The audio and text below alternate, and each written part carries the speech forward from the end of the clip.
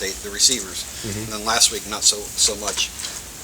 How much, though, is conditions realistically a factor in the throw game? I mean, the ball's slippery, it's hard, it's cold. I mean, I think the conditions always play a part. I mean, that was not a great atmosphere and weather condition to throw the football, certainly, but it's not an excuse. I mean, we got to be able to throw the football in any condition, but I think it definitely affects it. But it wasn't our best game. It wasn't terrible, but it coming off of the week before, we wanted to take a step, and we didn't take that step. So, as a receivers coach, when you watch the play where JT kind of eluded pressure, stepped up, threw off balance to I think it was Jalen who. I think it was Jalen. Yeah, it was. Just how difficult of a play is that to make at that position? I mean, playing that position is hard enough as is, but that play specifically, being able to elude pressure, find a window, and still remain a passer under pressure, that's tough for anyone to do. I mean, a lot of quarterbacks you see will scramble in that situation because, under pressure, a lot of times you just try to escape. But he stayed a passer, he slid, he found a window and found an open receiver. And that obviously resulted in a big play and a touchdown. So it was impressive for him, but it's impressive for anybody. I mean, that's tough to do, for sure. Zach, Urban mentioned that maybe you guys hadn't emphasized ball security as much the last couple of weeks as you should have. What does that mean, or how does that change your approach to coaching your guys moving forward? It really hasn't. I mean, there's been an increased emphasis, I'd say, as a whole. But I mean, that's something that's emphasized week in, week out. I don't want to say I coached no different on Sunday at practice than I have any other practice. I mean, that is ball security is the utmost emphasis with my guys, because if they're going to touch the ball, they need to secure it, obviously.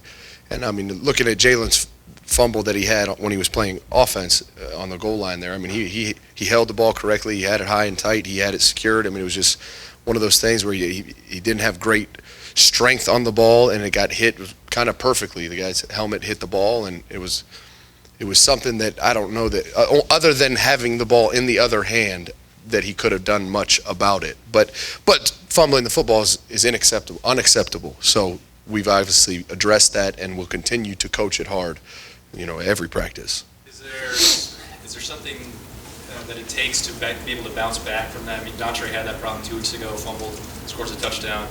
What does it take to bounce back from something like that? Well, I think when you're invested as a football player and you care about your teammates and care about your team, when you fumble the football, you know how detrimental that can be to your team, and it's hard to overcome.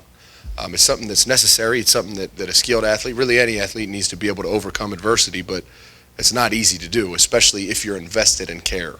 And so that was something that was hard for Jalen in this game. It was hard for Dontre the game before, and Dontre did a great job coming back and making a play, and Jalen needs to do that this coming week for sure. I want to ask you about redshirting. I know Urban's not a big fan of it, but it's really benefited a lot of guys, including Michael Thomas. Could you address how much that year really helped him, and just your philosophy on redshirting? It's not something that we look to do. We don't want to do it. We feel like if you're going to redshirt, that means you're not quite good enough, and you might get out-recruited in the long run then. But for Mike specifically, that was something that it worked. It fueled his mentality and his approach to the daily grind, because he was so hungry for taking a year off, especially the year ending how it ended. It really did wonders for him. It's every guy approaches and comes out of a redshirt year differently, and it really worked for him and how he went about his business. So it was very positive in his case. What about Jalen? Obviously, tough game for him. How do you kind of get him back, make sure that his confidence doesn't wane? Well, I mean, I think the biggest thing for him is facing the adversity after the game as much as during the game. I mean, he played actually a pretty good game. I mean, he had 100 yards receiving almost, and he graded high other than those glaring mistakes that we all saw. And then it's more a young kid that then has to face the social media backlash and the hypothetical fans that want to say just absolutely derogatory things on a 19-year-old. That's the stuff that's hard for him to overcome, I think. But he's been great. I mean, he's had a great mentality. He had a great practice on Sunday, so I think he's going to be fine. But I think that's harder for a teenager to overcome than anything. How hard is it for you as a coach to know that those kind of comments are out there, and he is a 19-year-old and how do you shield them from it if you can? You can't really. I mean, it's kind of comes with the territory, right? People are going to praise you for doing well. They're going to be critical when you do something that's not positive. So it's something, it's kind of in the growing process of an athlete at this level that he's got to get used to, and I think he is, just understanding with the good comes the bad. I mean, you could also not be at Ohio State, not getting praised for a great game, and that wouldn't be as fun. So it's something that you got to learn to deal with. Yeah, Zach, Urban was in here talking about how y'all didn't take that next step as a group, like coming off that Michigan State game as receivers. You had 3 guys catch touchdown passes. What is he talking about? What was missing Saturday? Was it like running crisp routes? Was it blocking?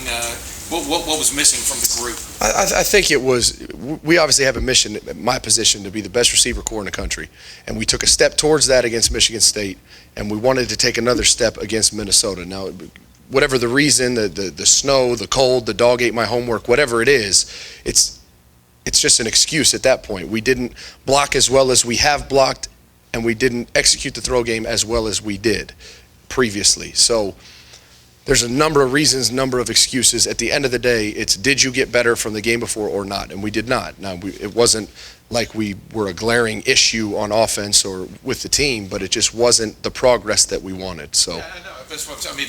Like the interception, like that turned the game there. I mean, that was just an overthrown pass that the guy ran down and things like that. I mean, were routes not being run crisply? I mean, what you know what I mean? Yeah. What are you talking about? Little things. I mean, just attention to detail, depths of routes, spacing of routes, and like a lot of times what wide receivers don't understand is they feel like if they got open, they did their job, but that's not always the case. You have to be at a certain depth at a certain time in a certain space and then get open. You can't just get open when you feel that necessary. And there was times of panic where routes weren't run at the correct depth, maybe a couple yards short or a couple yards too tight, and that, it doesn't look like it's as big of a problem as it is. A guy gets open and you say, oh shoot, he overthrew it. Well, he might not have been where he's supposed to be. So just little details that we've gotten better at and needed to continue to get better at that maybe we didn't. One thing, they were asking about Jalen, but Jalen, obviously, when he catches the ball, he is intent on doing something with it. Without a doubt.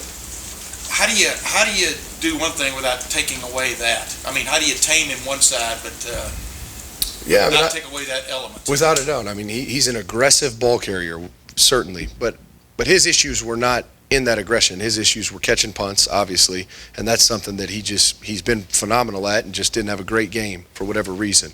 And then he fumbled on the goal line, like we talked about. But, I mean, I think that's something that we can get corrected and without taking anything away from his aggression with the ball, because that's one of his greatest traits. He is aggressive. He's trying to make a play. He's trying to attack a defense or attack coverage.